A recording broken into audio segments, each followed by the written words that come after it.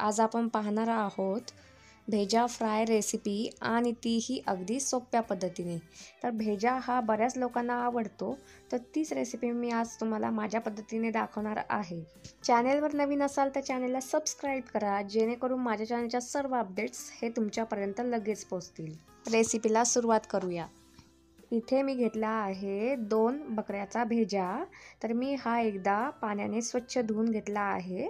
तर मी इथे कढईमध्ये पाणी उकळण्यासाठी ठेवले आहे।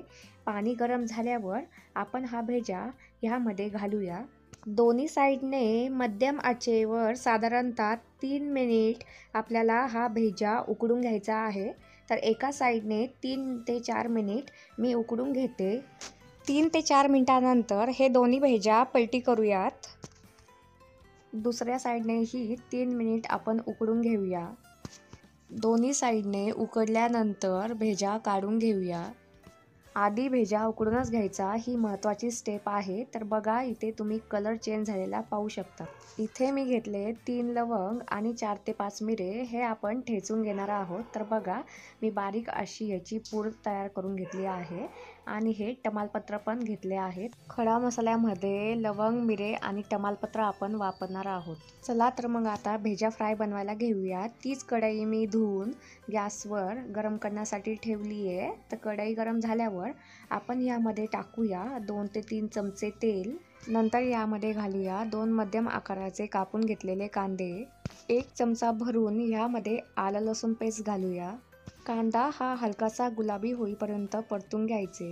बघा तर इथे कांदा गुलाबी झालेला आहे। आता यामध्ये घालूया 1 मध्यम आकाराचा कापून घेतलेला टोमॅटो।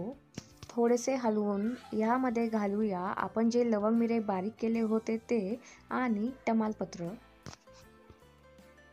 टोमॅटो हा मऊसूत होईपर्यंत आता आपण हे परतून घेऊया। टोमॅटो छान प्रकारे शिजला आहे। आता ह्यात जातील सुके मसाले घालूया। छोटा अर्धा चमचा हळद पावडर, 1 चमचा लाल मिरची पावडर, 1 चमचा गरम मसाला, 1 चमचा मटन मसाला, चवीनुसार मीठ। कांदा टोमॅटो करपू नये आणि मसाले मिक्स व्हावे यासाठी घालूया 2 चमचे पाणी आणि हे सर्व परतून घेऊया। मसाल्यांचे प्रमाण हे तुम्ही तुमच्या आवडीनुसार टाकू शकता। तर मध्यम आचेवर सलग परतत राहायचे।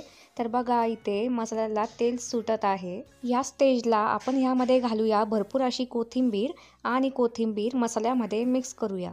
आता आपण यामध्ये घालणार आहोत भेजा। उलाटणीच्या साहाय्याने भेजा हा मसाल्यामध्ये मिक्स करून घ्यायचा। तर आपण जसं भुर्जी फोडतो त्या प्रकारे उलटणीच्या साहाय्याने भेजा मसाल्यामध्ये फोडत मिक्स करायचा। तर एक 5 मिनटं उलटणीने मी भेजा छान प्रकारे फोडून घेतला आहे। तर बघा अशा प्रकारे चटणी तयार झालेली आहे। आता गॅस बंद करूया। आपला भेजा फ्राय तयार आहे।